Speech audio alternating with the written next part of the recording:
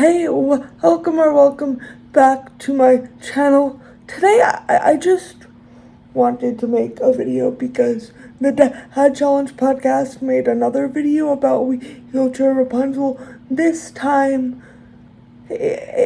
interviewing her former personal care attendant.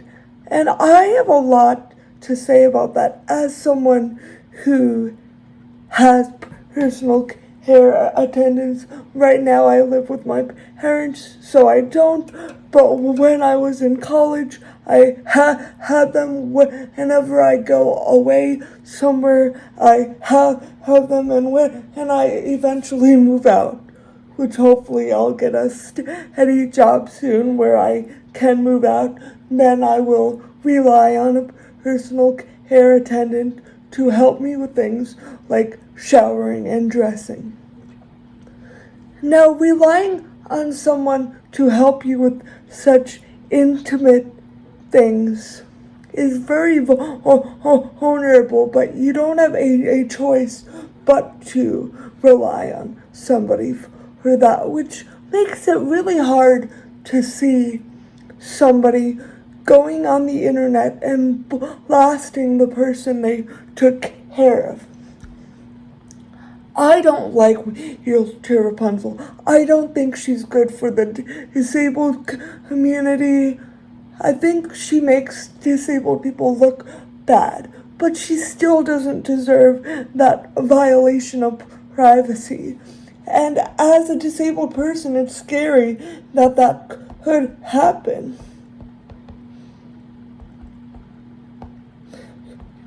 So one thing her former PCA talked about was Alex peeing on her. What does that add to the conversation besides shaming her? I know the point was, her baby was alone with her mother who was allegedly drunk, but she called me to the restaurant because he had to pee. And that's fine if you want to say that. I mean, I don't think you as a PCA should ever be speaking out against your ex-client ever, because you are in a position of power over that person. You see the person at their most vulnerable. You see them naked or dirty or whatever. And I know that's disgusting to think about, but that's the reality of the job. Is you help us with things like washing and dressing, and so you really shouldn't be speaking out against unless it's like they mistreated me. Like, you could say that without going into the other personal details. And shame on Josh for allowing this woman to go on there and say things like, oh, she peed all over me, or her hand smells, and this and that. Disability can be embarrassing. It can be vulnerable. For Josh to platform someone and let them say those things on his channel speaks volumes about him as a person and how he views disabled people. Disabled people are still people. Even disabled people I don't like or I disagree with are still people. I may disagree with Alex's parenting choices or her life choices or how she portrays her disability on the internet, but she still deserves basic dignity. And that is where the ableism lies. That's where it lies. I'm not saying Josh cannot speak out against Wheelchair Rapunzel and the things like her allegedly drinking while watching her kid, or letting her kid around a bunch of sketchy people. You're allowed to talk about that, but She can't. That's that, and again, it's nothing to do with her disability, but her disability actually stops her from actually being able to do anything. Like, she could call 911 if anything ever happens, so there's that. But if there's anything that baby needs, Alex can't provide it. No. Okay. The thing is, he consistently brings her disability into the mix by saying, oh yeah, she can't physically do anything, so she shouldn't have had a child. There are plenty of quadriplegics and other people with similar levels of mobility to Alex that have children and are good parents. And when you put out those blanket statements, you put those people down too. And that is why those blanket statements are bad. And I will stand by that. I don't like Wheelchair Rapunzel. I am not defending her in every way. I am just saying these ableist attacks harm the entire disabled community. Allowing a personal care attendant to go on your channel and talk about intimate details of someone's life, including their hygiene and their bodily functions, is wrong. Bathroom. As soon as we do that, I try to get her to the bathroom. She pees all over me. Sorry. Let me just get this story straight. So she calls you to come take care of her, not Ari. You get to the restaurant and she pees on you. Yes. But she called you to come to a restaurant because she had to use the bathroom? Yes, because Gammy was upstairs drunk and she wouldn't help her. They were having a fight. So as soon as I get there, I get her to the bathroom and then she pees all over me. Oh my gosh. Okay, sorry. That's her video that I saw today. She said something about why do you wear pants very often? She's like, because I have to schedule getting pants put on. Okay, so I'll be honest, when you put the pants on, it's very hard. Whenever I put the pants on, it's very hard. It would take me time. But Alex does not wear a bra or underwear. And the majority of the time when we would go out, I said, hun, babe, can I please put some pants on you? We would go out. She would wear a long t-shirt and she would just lean over where she's not wearing underwear or pants, and we would go out and she would just lean over. And I was like, okay, I can't force her to do something. You know, I'm only one person. Right, but she admits that. She's like, well, it takes, I have to schedule. But you're saying that you would say, can I please put some pants on you? And she would say no. Yes. So with the cheese hands, back to the cheese hands, it is just, it's not both hands, it's just one. So the one that I was telling you has like no mobility in is the one that stinks and reeks of cheese. But that vag towel gets changed like 4 or 5 times a day. Okay. Yeah. But it has no feeling, and so yeah. I feel like she obviously can feel her bladder and everything because she knows when she has to go to the bathroom. She doesn't have to wear diapers or anything like that. So clearly she does have control over her stuff.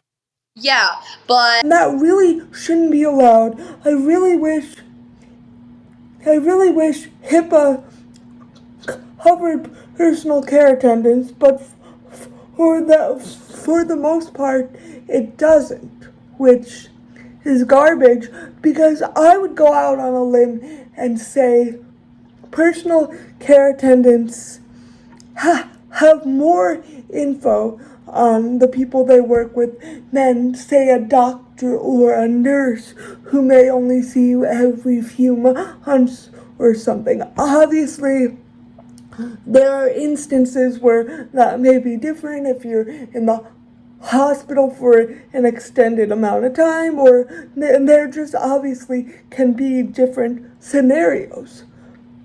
But my point is that personal care attendants, for the most part, they come in every day, they see you without clothes. They sometimes, depending on the person's need, so they may have to lift the person, they may have to change diapers or pads. So basically, I'm just saying, they see you in a very vulnerable state, and they take care of your most basic needs that are usually private. And yes, maybe Alex shares some of this on the internet, but that's Alex's prerogative to do that about herself. you as a personal care attendant should not do that.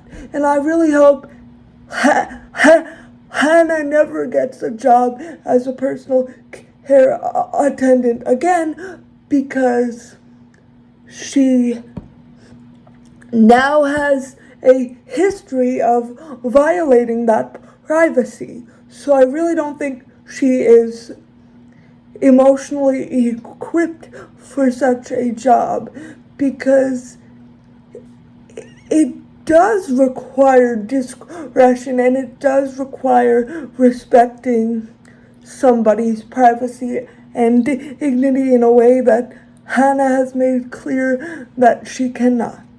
Again, I am not saying Wheelchair Rapunzel is a good person. I'm not saying she's a good mother. What I am saying is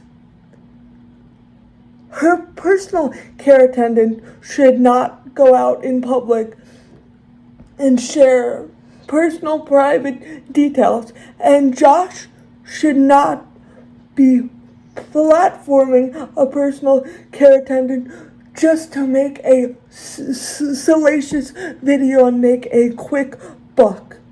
And yeah, I said what I said. He does this for views, and he's admitted it, that he does it for views. He's like, that's why I make fun of people, because those videos make more views than when I just talk about exploitation, which is what he says is his main message.